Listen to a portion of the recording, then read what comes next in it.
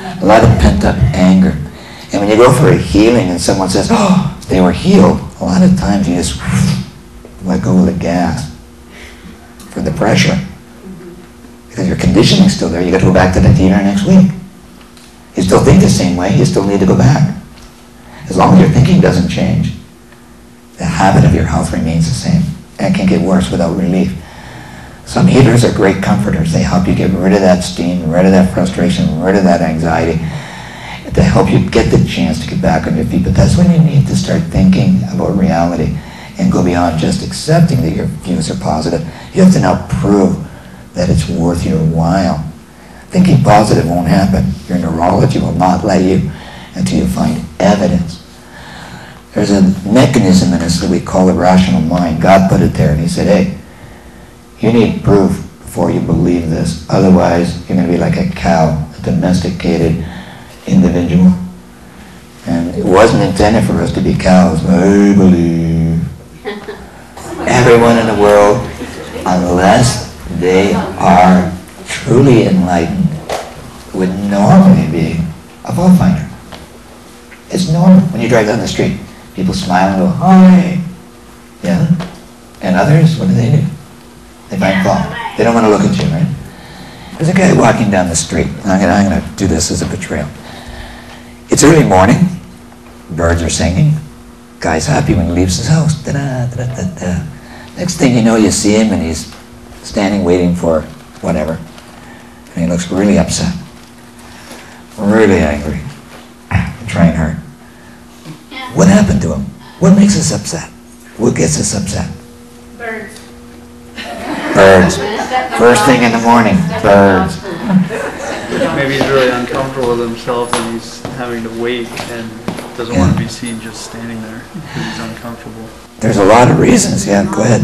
It's some sort of a mental intrusion. That's right. You know, we can find a lot of good reasons or excuses for being upset, if that's our habit.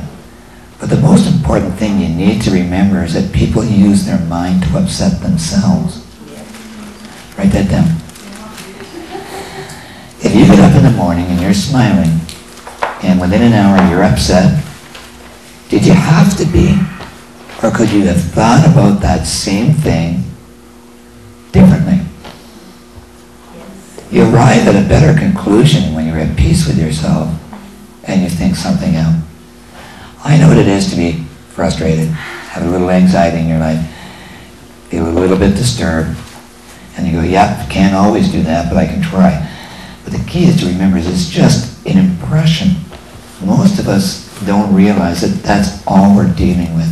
Simple impressions. When you leave this world, you're going to be subjected to a lot of impressions that are going to be very flavorful. Extended sensory development is what I call this course because of that very truth. You can imagine having 10 times the sensitivity that you have tonight. No. Just think, you realize quickly why your mental health tilts as quickly as it does. We know we have a problem and we know pleasure differently. In those extremes, we might see ourselves in a different light, but it would all boil down to one thing. Why do we use our mind to upset ourselves? We've been doing this since we were a year old, 2 years old, 3 years old. So I know you're not going to be able to stop that habit, but I want you to think about it tonight, okay? 6 billion people get up in the morning, and they all have experiences during their day.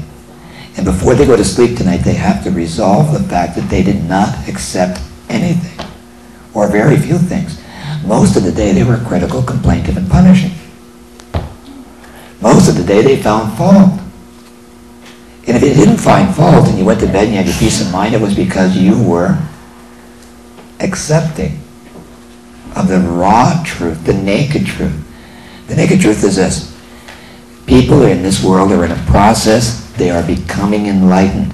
There's no other reason for them to take this physical form and be here and go through all this pain, futility, anxiety on the way to bliss if it weren't for becoming wise. Don't expect them to be enlightened. Alright? So the first thing you can learn is that your mental health, because of fault finding, has created a small mental health problem. believe it or not, it's a syndrome. When you find fault and it's not justified, it's not qualified, you just assume you're correct. He's a moron and I know it. Well, it may be true that somebody's being ignorant. It may be true that someone's being rude. But why do we have to take it personally and get upset? Because we'd rather reject than accept the fact that people can be unenlightened. So it's a new word I want you to put in your language, in your vocabulary. Unenlightened is good. Unenlightened is normal. Unenlightened is the way the world is. Now if you were sitting next to God, he said, what do you think the biggest problem in this world is? What would you say? What do you think he'd say? Biggest problem in the world, Kitty, what do you think it is? Judgment? Yes, you're right. Kitty, what do you think? Not loving ourselves. Ignorance. Unconsciousness. We don't accept what is. We think we're human. Separation. That's our first biggest problem. How about sleep safe? Yes. Let me go back for a second. I want to talk to you about that. The first thing we haven't accepted is the fact that we're not just human. We're more than human. And if it's true that we are masters in the making, if we are divine, then your first impression of somebody should tell you why you're suffering. If you suffer, if you feel critical, you feel upset, you know why? Because you're a fault finder. There's an automatic price the universe makes you pay for being critical. It says that's wrong. So you lose the satisfaction of life.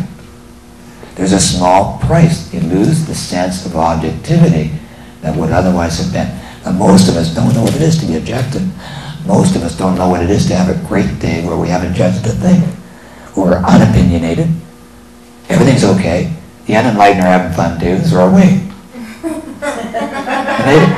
It's true.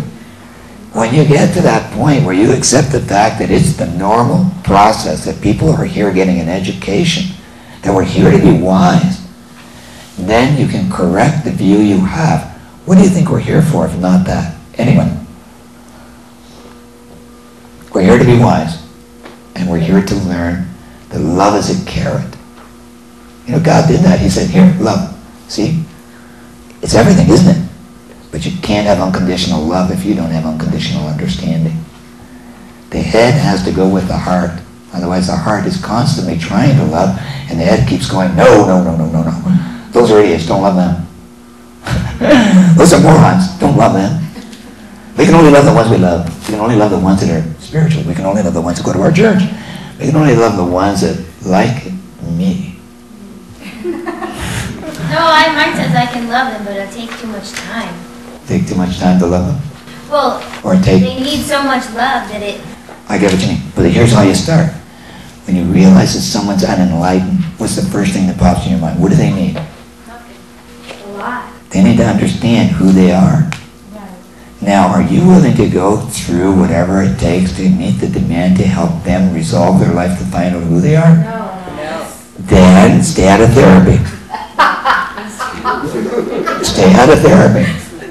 Because that's the only ones that will. Think about the last person in your life that you were critical and thought, oh, I don't want to know this person.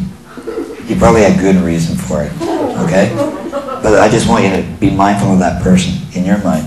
Remember them, okay?